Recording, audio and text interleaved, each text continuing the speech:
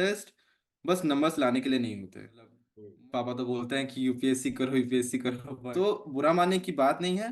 ठीक है, mock test failures के साथ डील करना ही सिखाता है। मॉक टेस्ट आपको क्वेश्चन सॉल्व करना ही सिखाता है।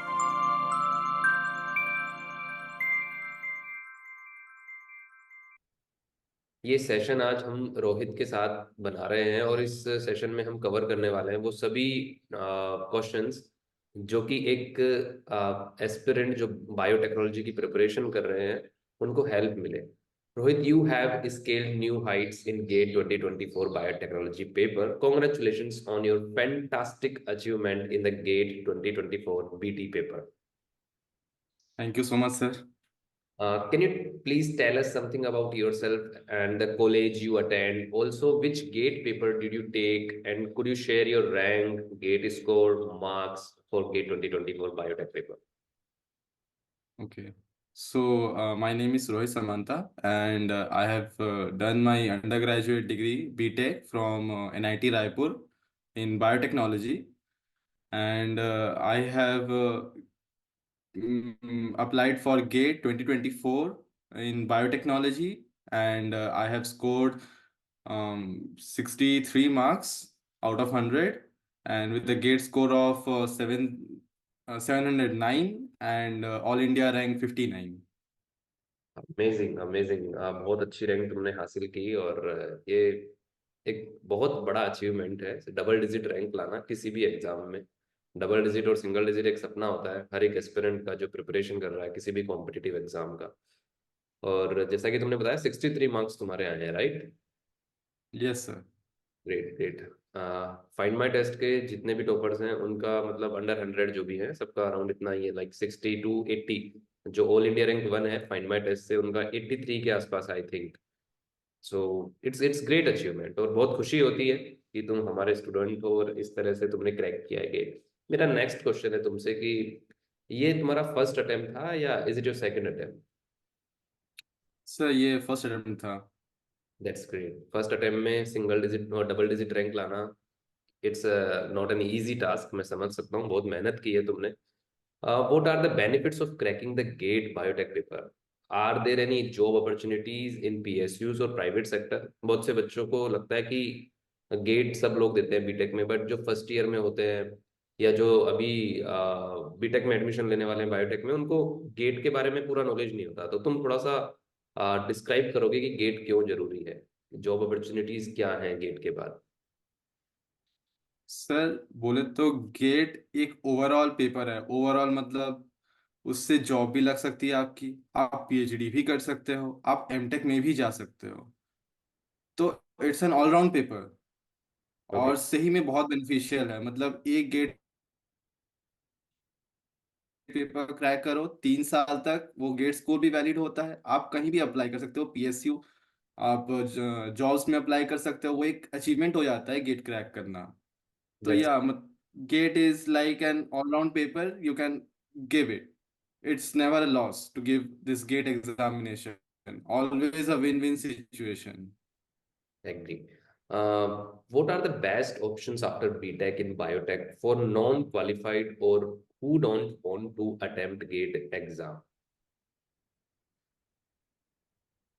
सो बायोटेक, बायोटेक जैसे बोले तो बायोटेक एक रिसर्च बेस्ड फील्ड है। पहली बात तो ये, मतलब लोगों का मतलब लोग इसमें आते हैं और सोचते हैं कि अच्छी अच्छी प्लेसमेंट लेंगे, बट हर टाइम ये पॉसिबल नहीं होता। तो बायोटेक में अगर जाना है तो ये माइंडसेट लेके चलो कि बायोटेक एक रिसर्च बेस्ड फील्ड है, मुझे इसमें रिसर्च करना है। आप रिसर्च करना चाहे तो ही इसमें आए, क्योंकि इसमें इंडस्ट्रियल बेस्ड भी रिसर्च होता है, एकेडमिया बेस्ड भी रिसर्च होता है। अब जहां तक बात है कि जिसको गेट देने का मन नहीं है, बहुत सारे एग्जाम्स हैं। मतलब जितने एग्जाम्स सीएस के लिए नहीं है, उतने उससे भी ज्यादा एग्जाम्स बायोटेक के लिए हैं अकेले। Really? अगर मैं अपनी रियली रियली मीन्स मुझे भी नहीं पता था, बट ये जो 2023 टू 2024 इसके बीच मुझे पता चला कि कितने सारे एग्जाम्स अकेले बायोटेक के मैं दे सकता हूँ। और hmm. I can say biological sciences के दे सकता हूँ। Starting from December TIFR GS होता है, इंटीग्रेटेड एमएस पीएचडी के लिए या एमएस के लिए। उसमें 30 इंस्टीट्यूशंस डीएसटी फंडेड ऐसे ही आ जाते हैं। अच्छा। देन आता है आपका BITP BSIL, that is for industrial internship programme. Through that, you can even get placements in some top biotech companies, which will provide you first training and then assess you and then give you exam employment. Okay. Stipend भी अच्छी खासी रहती है। उसके बाद आता है gate IIT jam. Gate नहीं देना तो आप IIT जैम दीजिए। आईटी एम वो भी एमएससी उसके करके। बाद आता है आपका कैट बी। हम्म। जी, एमएससी के लिए भी है, इंटीग्रेटेड PhD के लिए भी है, IISc आइजर्स में। ओके। फिर आपका आता है गैट बी। बहुत सारे इंस्टीट्यूशंस है वहाँ भी अच्छे खासे।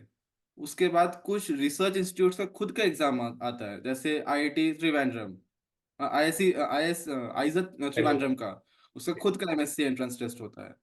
एंड देन उसके बाद आता है ISCS, एक है रिसर्च इंस्टीट्यूट, बहुत ही अच्छा, Indian association for cultivation of science. उसका खुद का स्क्रीनिंग टेस्ट होता है। न्यूमरस एग्जाम्स है, हमें बस ये है कि हम एकेडमिया के चलते इन एग्जाम्स के बारे में जान नहीं पाते और ये छूट जाते हैं। थोड़ा सा रिसर्च करना होगा। और रिसर्च क्या, रोहित ने सभी उन एग्जाम्स, ऑलमोस्ट सभी एग्जाम्स के बारे में बता दिया है। बायोटेक के और भी होंगे, तो और वो भी होंगे, मीन्स मैं ये। नहीं नहीं, बहुत अच्छी इन्फॉर्मेशन तुमने दी कि बायोटेक को ऐसे समझा जाता है कि ये बहुत बहुत एक छोटी ब्रांच है और स्कोप कम है, अपॉर्चुनिटीज गेट के अलावा नहीं होंगी मे बी। सो ऐसा नहीं है, अपॉर्चुनिटीज हर जगह है। जो चीज़ बनी है वो खूब सारी अपॉर्चुनिटी के साथ ही बनी है। So best of luck guys. तुमने अभी डिस्कशन के दौरान अभी बोला आईआईटी जैम एग्जाम के बारे में, गेट बी के बारे में। तो थोड़ा सा बताओगे तुम कि IIT JAM versus GATE B versus CSIR NET. तो क्या बीटेक वाले CSIR नेट में भी अपियर हो सकते हैं? तो इन तीनों का अपन अगर कंपैरिजन करते हैं गेट के साथ, तो तुम क्या बताओगे इनका टफ लेवल कैसा रहता है? कौन अपियर हो सकता है, कौन नहीं? गेट में बेसिकली एक मैथ्स एक बहुत बड़ा मैटर करता है, मींस मैथ्स मीन टू से इंजीनियरिंग मैथमेटिक्स, जो कि एक बीटेक में होता है, वो बहुत मैटर करता है। IIT चाहे में वहीं पे देखे तो 11 12 का मैथ्स आता है, और समटाइम्स एक क्लास 10th लेवल का भी मैथ्स आ जाता है। तो उसमें एक बीटेक ग्रेजुएट इजीली सॉल्व कर सकता है, मीन्स अगर वो अपने कॉन्सेप्ट्स पे अड़ा हो तो। गैट भी ऑन द अदर हैंड, वो एक डायरेक्ट क्वेश्चन बेस्ड होता है और बहुत सारे क्वेश्चंस रहते हैं। मैंने गैट भी अटेम्प्ट नहीं किया है, बट जब मैं प्रिपेयर कर रहा था, मीन्स पिछले साल, तो तब मैंने देखा कि बहुत सारे डायरेक्ट क्वेश्चंस हैं, मैथ्स के भी डायरेक्ट क्वेश्चंस हैं। तो वहां पे वैसे प्रिपेयर करना पड़ता है कि स्पीड के बेसिस पे। गेट में आप कंसेप्चुअलाइज ज्यादा करते हैं, कंसेप्ट बेसिस पे ज्यादा जाते हैं। आपको सारे क्वेश्चंस नहीं सॉल्व करने होते, आपको कुछ क्वेश्चन सॉल्व करने होते हैं, करेक्टली सॉल्व करने होते हैं। गैट बी में आपको स्पीड चाहिए, आपको एक्यूरेसी चाहिए, दोनों चाहिए। IIT जैम में भी सेम चीज में बोलना चाहूंगा, गैट बी का जैसा है। CSIR नेट में जहां तक बोले, CSIR ऑलराउंड एक, मींस बहुत ही हार्ड पेपर, मैंने कभी दिया नहीं है CSIR नेट, बट जितना मुझे सुनने में आया है कि CSIR एक काफी हार्ड पेपर है। एंड वहाँ पे बीटेक लेवल से थोड़े ज्यादा ऊपर के कॉन्सेप्ट पूछे जाते हैं। सो या बीटेक के लिए टफ हो सकता है, बट अगर अच्छे से प्रिपेयर करे तो मे बी क्रैक हो सकता है। ओके। हाँ, CSIR नेट पोस्ट ग्रेजुएशन के बाद दिया जाता है जहाँ तक मुझे नॉलेज है। सो उसका कोर सब्जेक्ट पे ज़्यादा डीप में क्वेश्चंस पूछे जाते हैं। मे बी ये एक बहुत बड़ा रीज़न होगा कि वो थोड़ा सा टफेस्ट एग्जाम माना जाता है इन चारों एग्जाम में। ओके। सो अभी तुमने बोला कि गेट पेपर के जी बारे में, जी। लाइक पूरा पेपर सोल्व नहीं करना होता। तो इस बात पे थोड़ा सा डीप में बताओगे कि पूरा पेपर सोल्व नहीं करना तो फिर गेट कैसे क्रैक होगा? देखिए, पूरा पेपर सॉल्व करेंगे ऑब्वियसली। देखिए, गेट पेपर है, गेट पेपर में करेक्ट के लिए 1 या 2 मार्क्स रहते हैं, वहीं पे नेगेटिव मार्किंग भी रहता है। तो कभी भी आप ऐसा नहीं सोच सकते कि पूरा पेपर सॉल्व करना ही है। हमेशा आपको ये रखना पड़ेगा कि माइंडसेट ये रखना पड़ेगा कि मुझे जो आता है मैं वो तो करूंगा ही, जो नहीं आता है उसको मैं बाद में देखूंगा। हम मतलब ऐसा बहुत टाइम आता है कि पेपर सॉल्व करते करते एक ऐसा क्वेश्चन आया जिसके कॉन्सेप्ट्स हमें आते हैं, पर वो क्वेश्चन सॉल्व नहीं होते, और हम्म, हम उसके पीछे लग जाते हैं, just just because of the ego factor. तो वो टाइम नहीं मैनेजमेंट करना को है। सोच सकते हैं, राइट। बिल्कुल बिल्कुल। टाइम वहां पे ज्यादा अलॉट नहीं करना है, जितना अलॉटेड है उतना कीजिए। नहीं हो रहा है, आगे जाइए, बाद में आके उसको देखिएगा। तुमने अभी इतनी सारी अपॉर्चुनिटीज गेट के अलावा बताई, तो क्या मैं जान सकता हूँ Rohit, why did you choose GATE for your career and when you decide to start your preparation for GATE 2024? Actually बस मैंने गेट ही नहीं दिया था, एक्चुअली और भी दो एग्जाम्स मैंने दिए थे। तो एज ऑफ नाउ अभी मैं TIFR GS क्वालिफाइड भी हूँ। अरे तो वाह। मैं उनके भी इंस्टीट्यूशंस में अप्लाई कर रहा हूँ अभी। कल शायद IIT जैम, ये जब रिकॉर्ड हो रहा है तब IIT जैम का रिजल्ट भी आ चुका है। तो वहाँ भी मैंने क्वालिफाई कर लिया है। तुम बीटेक कर रहे हो, राइट? हो गया बीटेक पास आउट। अभी तुमने बोला कि आईआईटी जैम भी तुमने दिया है। एक थोड़ा सा जी। कंफ्यूजन रहता है स्टूडेंट्स का कि आईआईटी जैम सिर्फ बीएससी वाले बच्चे ही दे सकते हैं। बीएससी जो स्टूडेंट्स हैं, क्या बीटेक वाले भी आईआईटी जैम दे सकते हैं, और अगर दे सकते हैं तो उसका बीटेक क्या? वाले भी दे सकते हैं। अच्छा। इसमें आपकी प्रायोरिटी क्या है? जैसे मेरी प्रायोरिटी है कि मुझे इंटीग्रेटेड PhD जाना था। आइजर्स या फिर IISc या फिर नाइजर, इन सब में इंटीग्रेटेड PhD जाना था, मुझे बस MSc नहीं करना था। ओके। तो मेरी प्रायोरिटी ये थी, तो इसलिए मैंने IIT जैम दिया। क्योंकि तब मुझे ये नहीं था कि जॉइंट एमटेक PhD बोल के भी कुछ होता है, या फिर IITs में एमटेक के बाद PhD कन्वर्ट कर सकते हैं। मुझे उतना कुछ नॉलेज नहीं था इनके बारे में, धीरे धीरे हुआ तो पता चला कि हाँ कर सकते हैं। ओके, सो वैसे तो गेट ये डिपेंड करता है। तुम्हारे लिए गेट बेटर ऑप्शन होगा इन सब एग्जाम से फॉर जी पीएचडी। बिल्कुल। ओके, सो गेट के बाद तुम इंटीग्रेटेड पीएचडी में भी जा सकते हो, राइट? जी जा सकता हूँ। That's great, that's great. जब तुमने प्रिपरेशन शुरू की, तो क्या तुमने सोचा था कि लाइक मैं डबल डिजिट रैंक ले आऊंगा, इजी है मेरे लिए, गेट में है, ऐसा कुछ दिमाग में आया था पहले, या एक बस सोच, बिना सोचे बस शुरू कर दी पढ़ाई की, होगा जो देखा जाएगा? देख, मैं डबल डिजिट रैंक लाऊंगा, इसके पीछे तो मैं कभी नहीं भागा। ग्रेट। मैं बस इसी की सोच में रहता था कि मुझे कुछ तो एक करना है, जिसके लिए मुझे ये टॉप IITs अभी के लिए चाहिए। और इन टॉप IITs लाने के लिए मुझे अच्छे मार्क्स लाने पड़ेंगे। रैंक का तो नहीं पता, रैंक तो अप डाउन हो सकता है। वो तो नंबर ऑफ पार्टिसिपेंट्स के ऊपर डिपेंड करता है, कट ऑफ के ऊपर डिपेंड करता है, पर मेरा एक कैप मार्क्स था कि मुझे इससे तो ऊपर ही लाना है। और इससे ऊपर लाने के लिए एक प्लान प्रिपरेशन होती है। उस प्लान प्रिपरेशन में मैं खुद का ही एक कोर्स डिजाइन किया कि मैं पहले ऐसे ऐसे पढ़ूंगा, फिर मैं इनको अटेम्प्ट करूंगा। मैंने पेपर को एनालाइज किया, छः 6-7 साल के पेपर उठा लिए, उनमें एनालाइज किया कि ये टॉपिक ज़्यादा इंपॉर्टेंट है, तो इन टॉपिक्स को पहले प्रेफरेंस दो, फिर बाकी टॉपिक्स को देखिए। फिर मैंने अपना वो फाइंड माई टेस्ट का लिया, सब्सक्रिप्शन लिया। फाइंड माई टेस्ट का आपका ऐसे। टेस्ट पेपर सब्सक्रिप्शन लिया। तो हाँ। वहां से फिर मुझे आइडिया लगा कि क्वेश्चन लेवल कहाँ तक जा सकते हैं। फाइंड माई टेस्ट के बहुत अमेजिंग क्वेश्चन लेवल्स थे, मीन्स जितना मैं पढ़ रहा हूँ उससे ज़्यादा एप्लीकेटिव थे। और वो मुझे हेल्प कर रहे थे ज़्यादा अच्छे से प्रिपेयर प्रिपेयर करने के लिए।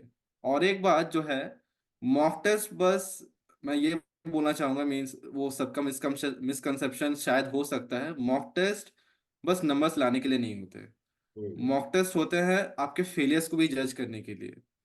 तो आप सारे क्वेश्चन सॉल्व कीजिए, जितना हो सकता है उतना कीजिए।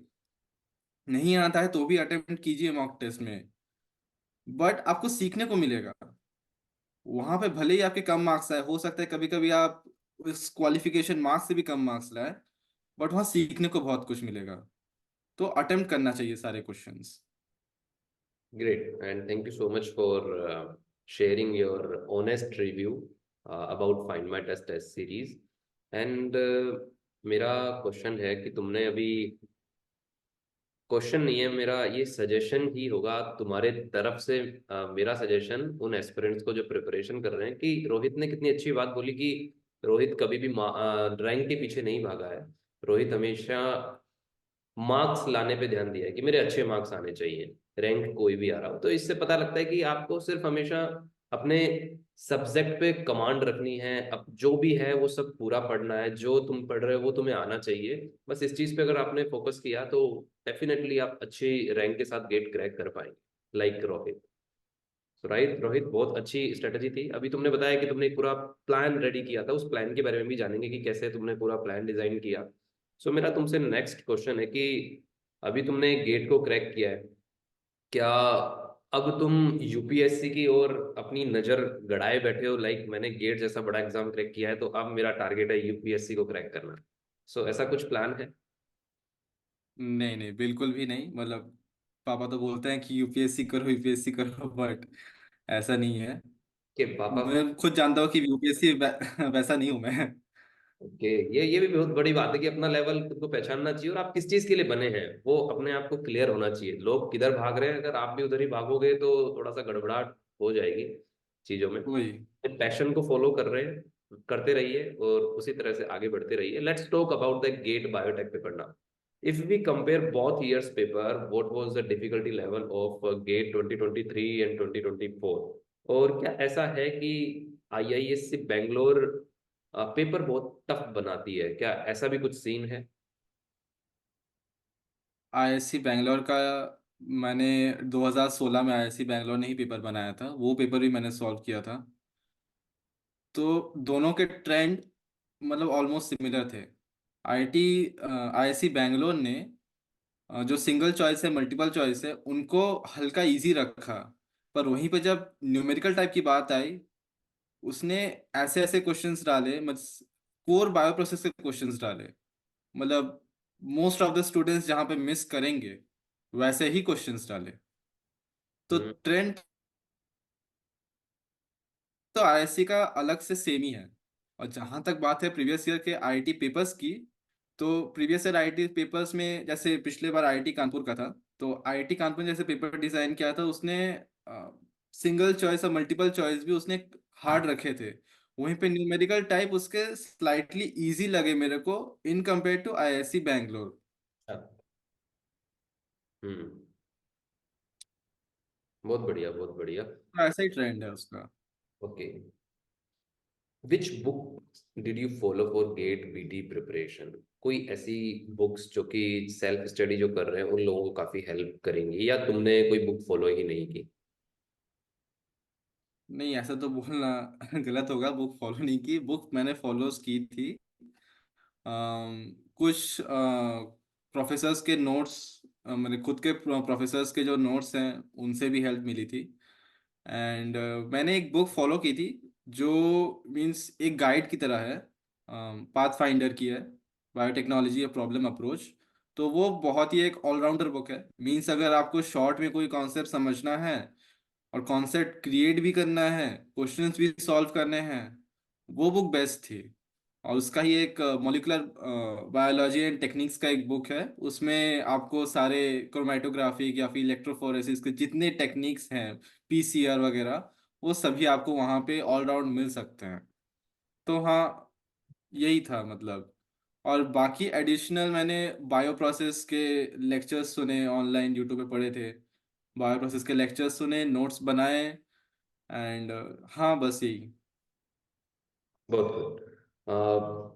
बहुत सारे स्टूडेंट सेल्फ स्टडी करते हैं, तो अब मैं जो तुम्हारा प्रीवियस बात था कि तुमने एक प्लान बनाया था पूरी प्रिपरेशन के दौरान, तो उस पूरे प्लान को एक बार शॉर्ट तरीके से थोड़ा सा डिस्क्राइब कर पाओगे कि क्या प्लान था, कैसे तुमने जीरो से एंड तक की क्या जर्नी थी तुम्हारी प्रिपरेशन की, क्या टाइम शेड्यूल था तुम्हारा पढ़ने का, कौन से टॉपिक्स तुमने पढ़े, उसके बारे में थोड़ा सा ब्रीफ में बता दो यूजर्स को। सो शायद तुम्हारा प्लान वो भी मैं आ, एग्जैक्टली नहीं तो बोलूंगा कि एकदम बेस मैं एग्जैक्टली नहीं बोलूंगा कि मैं बेस से स्टार्ट किया हूँ एकदम से। मैं ऑलरेडी मार्च से कर रहा था।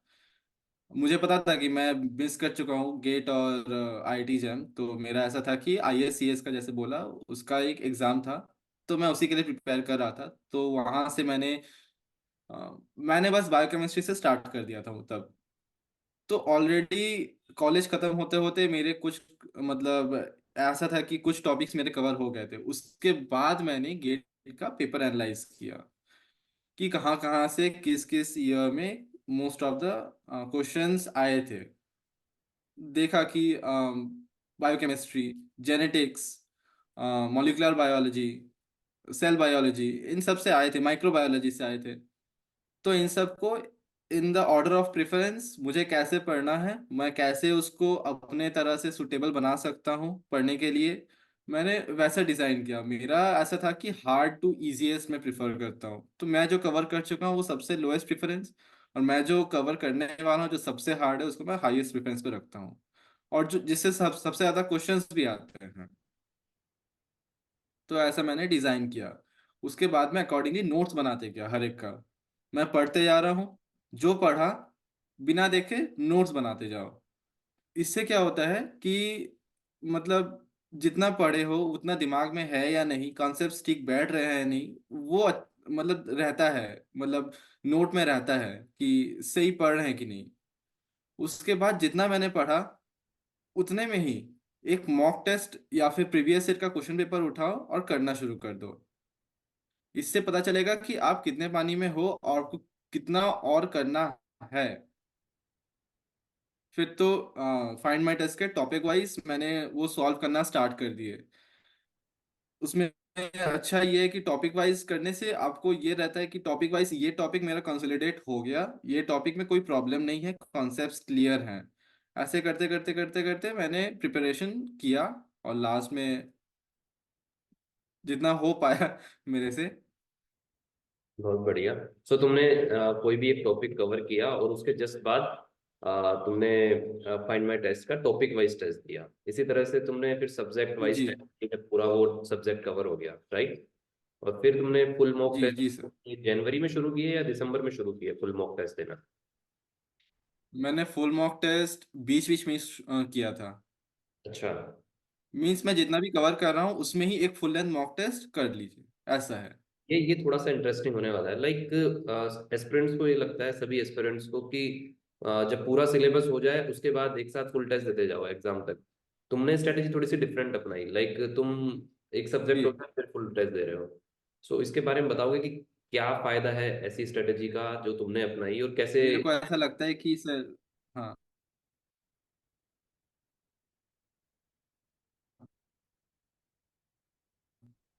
तो मेरे को ऐसा लगता है कि जितना आप पढ़ रहे हो उतने में ही आप टेस्ट दो, आपका जो है कॉन्फिडेंस बूस्ट होता है। और अगर टेस्ट बुरा गया तो बुरा मानने की बात नहीं है, ठीक है, कम मार्क्स आ ही सकते हैं, मॉक टेस्ट है। मॉक टेस्ट फेलियर्स के साथ डील करना ही सिखाता है, मॉक टेस्ट आपको क्वेश्चन सॉल्व करना ही सिखाता है।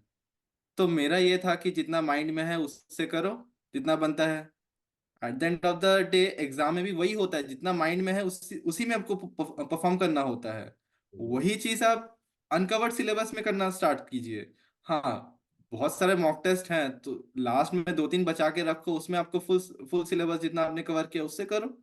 पर बीच बीच में एक आध मॉक टेस्ट देने से ऐसा नहीं है कि नहीं हुआ है सिलेबस कवर तो कैसे मॉक टेस्ट दे लूँ, ऐसा बिल्कुल भी नहीं है। गुड, बहुत बढ़िया। सो मेरा तुमसे नेक्स्ट क्वेश्चन ये है, क्वेश्चन भी है, सजेशन भी मांगना चाहूंगा कि बहुत से बच्चे प्रिपरेशन करते हैं और बहुत सौ का एम होता है कि मुझे वाकई में क्रैक करना है, लाइक यू। और कुछ बच्चे सिर्फ प्रिपरेशन इसलिए करते हैं कि जस्ट हमें क्वालिफाई करना है। तो अच्छे तरह से क्रैक करने की बात सब करते हैं, बहुत सारे वीडियोस मिल जाएंगे, how to crack GATE and how to get the single digit rank, double digit rank, how can you get good marks and all blah blah blah, lot of things are available on the YouTube. But कोई ये नहीं बताता है कि तुम्हें सिर्फ qualify करना है तो गेट के बायोटेक पेपर के वो कौन से टॉपिक्स हैं, बस वो पढ़ लो तुम अच्छे से, तुम श्योरली क्वालिफाई कर जाओ।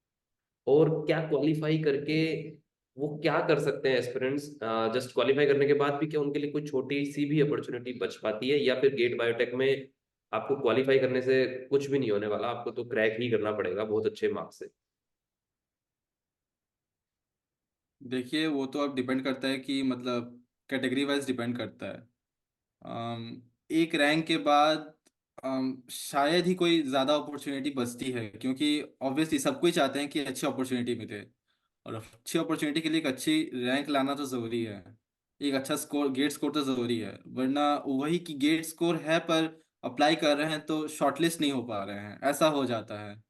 तो ये तो है कि आपको अच्छे से करना तो पड़ेगा। सेल्फ क्वालिफाई करेंगे तो फिर वही होगा कि हाँ फिर मैंने गेट फोड़ा है बट कहीं पे चांस नहीं मिल रहा है, तो उस गेट का कोई मतलब नहीं रहा। और जहां तक बात है कि ये टॉपिक्स पढ़ के हर साल का, मतलब ये टॉपिक्स पर गेट क्वालिफाई कर सकते हैं, तो ये इस बात पे मैं ये बोलना चाहूँ कि हर साल का टॉपिक प्रेफरेंस भी अलग हो सकता है। जैसे इस साल का मैं बोलूँ तो मॉलिक्यूलर बायोलॉजी आए थे, मतलब अच्छे खासे क्वेश्चंस आए थे, जेनेटिक्स से अच्छे खासे क्वेश्चंस आए थे। कभी कभी हो सकता है जेनेटिक्स के उतने क्वेश्चंस ना भी आए, कोई और टॉपिक से आ गया क्वेश्चंस, किसी आईआईटी ने किसी और टॉपिक को ज्यादा प्रेफरेंस दे दिया। तो आप ऐसे तो मतलब कैरेक्टराइज नहीं कर सकते कि ये टॉपिक पढ़ लूंगा तो हो जाएगा। अगर आप ऐसे कैरेक्टराइज भी कर रहे हैं तो वो भी दो तीन टॉपिक्स नहीं है, वो एटलीस्ट पांच छह टॉपिक्स हैं, आपको पढ़ने ही पड़ेंगे। तो even though you are cracking gate, आपको अच्छे स्कोर से क्रैक करना पड़ेगा अगर हम्म। आपको अच्छी जगह जाना है, वरना लास्ट रैंक्स में आपको नए एनआईटीज मिल जाएंगे। नए एनआईटीज मिल जाएंगे बट आपको भी पता है कि आपको एक अच्छी जगह जाना है वहां से। फिर at the end of the day आप फिर से ड्रॉप लोगे, आप फिर से करोगे। उससे अच्छा आप जब कर ही रहे हो बिना प्रोक्रास्टिनेट करके आप करते रहो करते रहो। अच्छे बिल्कुल। से। जब किसी चीज में आप उतर ही गए, मैदान में आप आ ही गए, तो फिर भागना कैसा। पूरा ही लगा दीजिए 100%। 100% दो और अच्छा करो। ये अच्छा सजेशन है आपका। अ, बात करते हैं थोड़ा सा टॉपिक से हटके कि तुम्हारी इस जर्नी में तुम सबसे पहले तो क्रेडिट किसको देना चाहोगे, इतनी अच्छी रैंक तुमने हासिल की, 59 रैंक लाई तुमने, और उसका क्रेडिट किसको जाता है, कौन ने तुम्हारे पूरे साल एक हेल्प करी कि एक सपोर्ट की तरह तुम्हारे पीछे वो खड़ा रहा या खड़ी रही, कोई व्यक्ति विशेष जिसको तुम क्रेडिट देना चाहोगे तुम्हारी इस सफलता का। तो ऐसा है कि फैमिली तो थी ही, मेरी फैमिली ऑब्वियसली थी। और ऐसा कोई तो है नहीं अब। हाँ बस एक फ्रेंड था मेरा, वो आईआईसी बैंगलोर में था, तो उसने मेरी काफ़ी मदद की थी कि अभी वो कैसे, उसने मुझे वीडियो देख गाइड रहा किया होगा, था कि कैसे करना है। वो वीडियो देख रहा होगा, तभी तुमने बोला ऐसा तो कोई था नहीं, फिर तुम्हें क्लिक हुआ, अरे यार वो दोस्त था, वो आप पकड़ के बोलेगा कि भाई भूल गया तो मुझे। Good good. दोस्त ने आपकी हेल्प की, हाँ कंटिन्यू, उसकी बात बताएंगे, अभी बीच में रुक गई। हाँ तो वो मुझे वो भी एक अच्छा रैंकर है, तो वो भी मुझे हेल्प करता था कि मुझे गाइड करता था कि तू इस जगह पे ज़्यादा ध्यान दे। तो ये सब जगह तो कवर कर ही रहा है ठीक है, पर तू इस जगह पे भी ज़्यादा ध्यान दे। उसी ने मुझे बताया कि तू बायो प्रोसेस अर्ली स्टार्ट कर, क्योंकि लेट स्टार्ट करेगा तो फिर बायो प्रोसेस छूट जाएगा। एंड बायो प्रोसेस ही सबसे ज्यादा मार्क्स, अगर स्कोर कोई कर सकता है तो बायो प्रोसेस से ही कर सकता है। और अगर बायो प्रोसेस छूटा तो उतने स्कोर्स भी छूट जाते हैं। तो उसी ने मुझे बायो प्रोसेस अर्ली स्टार्ट करवाया। ये एक सजेशन है सबके लिए। बायो प्रोसेस तुम जितना हेट करो, मीन्स प्यार करो उस सब्जेक्ट से, but bio process early start कर दो। ओके। हाँ, मैं ऑडियंस को बताना चाहूँगा कि अगर आप गेट प्रिपरेशन कर रहे हैं, if you are preparing for GATE biotechnology paper, so you can take online mock test series, video lectures from find my test at very affordable rates. और फाइंड माई टेस्ट ने काफ़ी help करी है पिछले 3 साल से, ऑल इंडिया रैंक 1, 2, 4, 5, 9, काफ़ी सारे डबल डिजिट रैंकर्स और काफ़ी सारे बच्चों को क्वालिफाई करवाने में। और हमारा एक फ्री सपोर्ट चैट नंबर है जहाँ पे अगर आप हमारे प्रीमियम स्टूडेंट हैं या नहीं हैं, तो भी आप आपकी क्वेरीज भेज सकते हैं, हमारे एक्सपर्ट्स आपका विद इन 24 आवर्स में आपकी क्वेरी का सोल्यूशन देंगे और आपको गाइड करेंगे कि गेट में आप कैसे क्रैक कर सकते हैं। रोहित, आपने इस पूरे शेड्यूल में पढ़ाई के में क्या कहीं पे एक सेक्शन रखा था कि मेरा योगा का ये टाइम रहेगा, मेरा एक्सरसाइज का ये टाइम रहेगा, मैं इतने घंटे स्लीप लूंगा, मैं ये खाना खाऊंगा और ये खाना नहीं खाऊंगा, ऐसा कुछ तुमने अपनी बॉडी को फिट रखने के लिए प्रिपरेशन के पूरे इस जर्नी में कुछ सोचा था, किया था ऐसा कुछ। नहीं ऐसा तो एज सच कुछ नहीं है। मीन्स मेरे लिए था कि तीन चीजें थी। एक, नींद कंप्लीट होनी चाहिए कुछ भी हो जाए।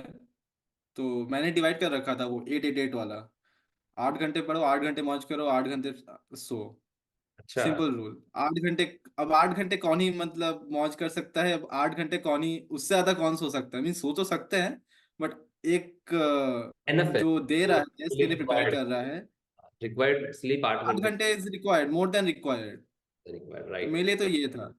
और जहां तक योगा की वो सब की बात है, नहीं मैंने उसका कुछ शेड्यूल तो नहीं किया था, बट ये था कि मैं इवनिंग वॉक्स पे जाता था, वो मोर देन एनफ था मेरे लिए। कुछ कुछ फिजिकल एक्टिविटी करते रहना चाहिए, वो नहीं तो हो सकता है कि बस। में आपके लिए एक सबसे बुरी चीज आपकी हेल्थ ही साबित हो जाए, जो कि आपको एग्जाम को क्रैक करने में आपकी मदद ना कर पाए। हेल्थ बेटर रहेगी तो डेफिनेटली आप अच्छे से कर पाएंगे। मेरा एक छोटा सा सवाल है, कितने घंटे तुम डेली पढ़ाई करते थे? 8 घंटे एग्जैक्ट या इससे ज्यादा?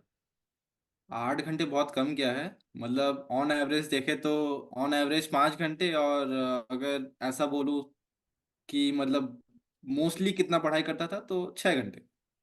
6 घंटे, ओके। और कभी कभी 4 घंटे भी हो जाते थे ऑन ओकेशंस, या फिर 3 घंटे भी हो जाते थे, जब मन नहीं किया तो फिर ठीक है 3 घंटे पढ़ लिया, अब नहीं हो रहा। पूरा चिल रह के तुमने पढ़ाई करी, लोड नहीं लिया पूरा, बिल्कुल।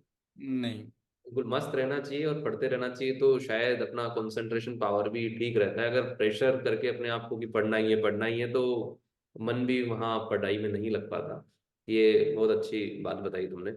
तुम्हारा एग्जाम हॉल पे, एग्जाम हॉल में जब तुम एंटर हुए, एग्जाम तुमने जब शुरू किया देना, तब की क्या तुमने स्ट्रेटेजी अपनाई क्वेश्चंस को अटेम्प्ट करने की? मैं ये इसलिए पूछ रहा हूँ कि घर पे बच्चे, लाइक फाइंड माई टेस्ट के तुमने भी मॉक टेस्ट दिए हैं, वहां पे तुम्हारे भी काफी अच्छे मार्क्स आए होंगे, फुल मॉक टेस्ट में भी आए होंगे, बट एग्जाम जब रियल एग्जाम होता है, तब उस टाइम पे एनवायरनमेंट चेंज हो जाता है। आप घर पे अच्छे मार्क्स ला रहे हैं मॉक टेस्ट में, बट एग्जाम में नहीं हो पा रहा है वो फियर समझ लो या कुछ भी समझ लो। या फिर हो सकता है कि एग्जाम में बैठे और तुमको फर्स्ट क्वेश्चन ही वो आ गया जो तुम्हें नहीं आता, तो फिर अगले नेक्स्ट क्वेश्चंस तुमको नहीं आने वाले, ऐसा वो काम रह ही नहीं पाता आदमी वहां पे। सो एस्पिरेंट कैसे अपने आप को कंट्रोल करे एग्जाम हॉल में, वो फियर से कैसे दूर रहे, और क्या स्ट्रेटेजी उसको अपनानी चाहिए क्वेश्चन अटेम्प्ट करने की जो तुमने अपनाई? तो एग्जाम हॉल में ऑब्वियसली मतलब नर्वस तो था, बट ये भी था कि मैंने अब अभी तक जितना किया है वो सब मेरे पास है, मेरे दिमाग में है, मैं कर सकता हूँ। एक चीज जो मैंने बहुत मींस प्रिवेंट की वो है सेल्फ ईगो जिसको बोलते हैं। क्वेश्चन पे नहीं अटकना है। क्वेश्चन नहीं आता, देख लिए कॉन्सेप्ट पता है, 2 मिनट लगा लिए, आगे बढ़ो। तुमने एक क्वेश्चन को दो मैं मिनट बाद में आ सकता हूँ। 2 मिनट या फिर उससे भी कम, मीन्स अगर हार्ड हुआ तो 2 मिनट, और अगर नहीं हुआ तो वो तो फिर मतलब वन वर्ड आंसर है तो 1 सेकंड में क्लिक, आगे बढ़ो, ऐसा है। ओके। और मेरा हमेशा ये टारगेट था कि मैं पूरा पेपर, 3 घंटे का पेपर होता है, मैं 2 घंटे में कंप्लीट करूंगा। बाकी के 1 घंटे जो क्वेश्चंस नहीं सॉल्व कर पाए, उन क्वेश्चंस पे फिर जाऊंगा। ओके, बहुत बढ़िया। नहीं कर पाए तो नहीं कर पाए, मैं फिर रिवीजन करूंगा। फिर रिवीजन करो। हाँ, ऐसा ऐसा था। कर सकते हैं। मतलब रिस्क बिल्कुल नहीं लेना है कि अपन को 2 मिनट से ज्यादा देना है, अपना टाइम कंज्यूम नहीं करना है, लास्ट के लिए टाइम को बचा के रखना है, जिससे कि आप वापस से एक राउंड लगा सकें, जो नहीं आ रहे हैं उन पे थोड़ा टाइम दे सकें। That's a good strategy. And thank you so much for sharing amazing tips, Rohit. And once again, congratulations to you and your whole family for securing a good rank in 50, like 59 rank in the GATE paper. और हम उम्मीद करते हैं कि तुम इसी तरह से आगे बढ़ते रहोगे और अपना और अपने परिवार का इस तरह से नाम रोशन करते रहोगे। बेस्ट विशेज हैं पूरी फाइंड माई टेस्ट की टीम की ओर से। सो बढ़ते रहो आगे और चलते रहो। And once again congratulations. Thank you so much sir. Thank you. Thank you for giving your valuable time, Rohit. Thank you so much. Thank you.